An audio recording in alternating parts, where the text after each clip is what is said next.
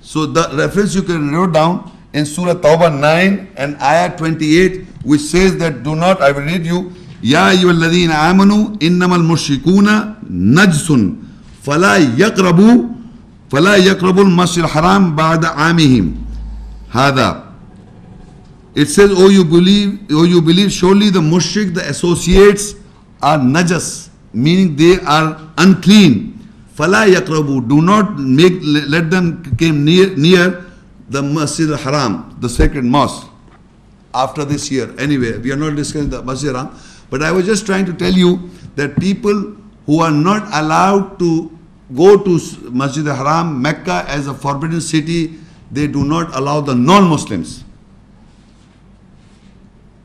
Like non-Muslims are who? The Jews and the Christians and the Hindus and the Buddhists. All these people who are not Muslims, they are not allowed to go to Mecca, the holy city, we say, the forbidden mosque, because it's a forbidden mosque for the mushriks. So a general practice on the ground is that the non-Muslims are not allowed to visit the Mecca and Medina. They have made it lawful, these two. But it's a forbidden mosque. It is otherwise a mosque allowed for all the Muslim community, but it's forbidden to those who are mushrik or associates. Now, and Allah says, and to expel its people from it is a greater offense. Now, to expel the people of the sacred mosque is a greater offense. Who are the Ahlul Masjid Haram? It says, وَإِخْرَاجُ أَهْلِهِ مِنْهُ أَكْبَرُ عِنْدَ اللَّهِ. Ahlul Masjid Haram, there are people of the sacred mosque. First is the Masjid Haram, you know, in Mecca. Everybody know Masjid Haram. وَإِخْرَاجُ أَهْلِ. If you expel the people of the sacred mosque, is greater sin or greater crime in the nearness of Allah. To expel its people from is a greater offense. From it is a greater offense. My question to people are, who are the people of the sacred mosque? Believers. Okay, there are many people who are performing the salah, but there are certain people who are opposing them, opposing the system. People who are opposing the system, my question to you is very clearly, you must listen to me very clearly, because in the history they say who are the people of the sacred mosque? They were expelled to Iraq. They say, people say, Al-Bayt. Al-Bayt is this Al-Masjid Haram. Who, if you go into history, you can read about those people. Who are those people? Imam Hassan? Hussain? So they migrated from this sacred mosque. They thrown the وَإِخْرَاجُ أَهْلِ مِنْهُ. To expel from the sacred mosque, they went to Iraq. That's what the people say in history. Why they leave? They should not leave this place. If they were the Al-Bayt, Al-Bayt means Al-House, people of this house, Masjid Ram, the Kaaba, Bayt. If you expel these people who are the people of the sacred mosque, it's a greater crime in the nearness of Allah. So my question to you is why these people went? If they were the people of the house, they should have not left the house. The question here is why I'm asking you this question. People are opposing the system of the sacred mosque all over the world. All the groups, even you people living in Pakistan, they are opposing the system of the Masjid Haram. They say we are the righteous people. In India, in Bangladesh, in Iran, all over the world I'm talking about.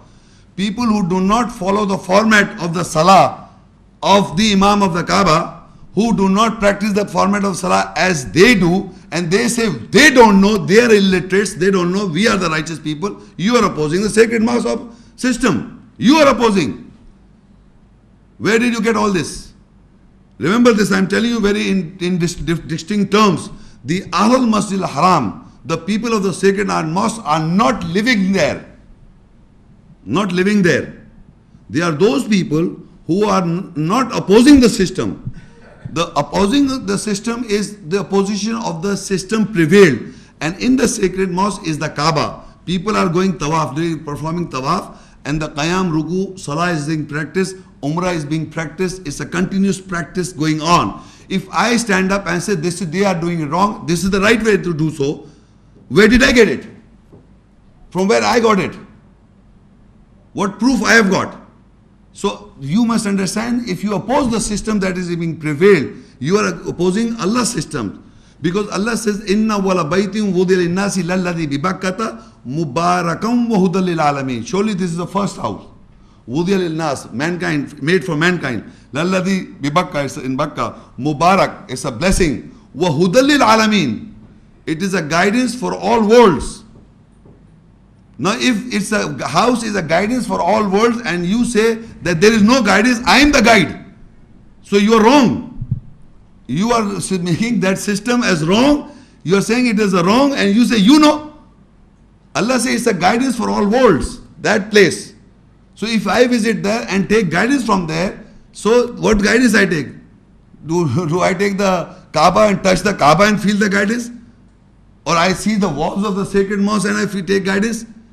You have to go, you see how the Imam prays. And you start coming back and start implementing that type of prayer.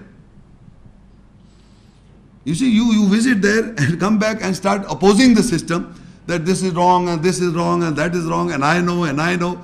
So you are opposing basically. What I am pointing out that the people of the house or people of the sacred mosque, Allah says that to expel its people from it's a greater offense.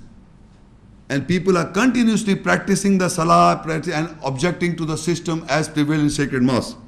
It's a place of a guidance for all worlds, and if you oppose that, you are wrong. You are completely, you're getting a greater offense. As mentioned here, وَإِخْرَاجُ and if you expel its people, it means the sacred mosque, minhu, from it, akbaru inda Allah, it is more great, is a more great in the nearness of Allah. Wal fitnatu akbaru min al qatl, and the fitna, that is captivation, is more great, is a greater offense than killing.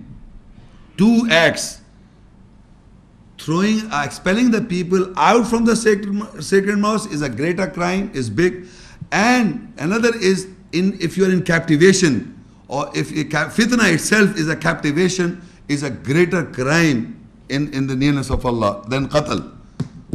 People asking about qatl, is killing allowed or is allowed? Allah mentioned in comparison to qatl in normal days or in the sacred months, qatl is Allah says a big offense. But the bigger offense is if you are captivated. Captivation, or a bigger offense is to throw the people out from the sacred mosque. Meaning you oppose the sacred mosque. You throw its people out from the sacred mosque. If suppose I believe and practice the system of the sacred mosque, and if you don't let me go to perform Hajj and Umrah, you are throwing me out from the sacred mosque. You are opposing me. Why are you not letting me to go to perform the Hajj and Umrah if you oppose me? So that is throwing his people out, and this is a greater crime. And fitna, captivation. Now what is a captivation? Is a word by itself. What does it mean? Quran explain to whom you are captivated. In Quran Surah, I give you the reference, side reference, you write down Surah At-Tauba, 64 Surah and Ayat 15. I'm just telling you that there are many other places where fitna word has occurred.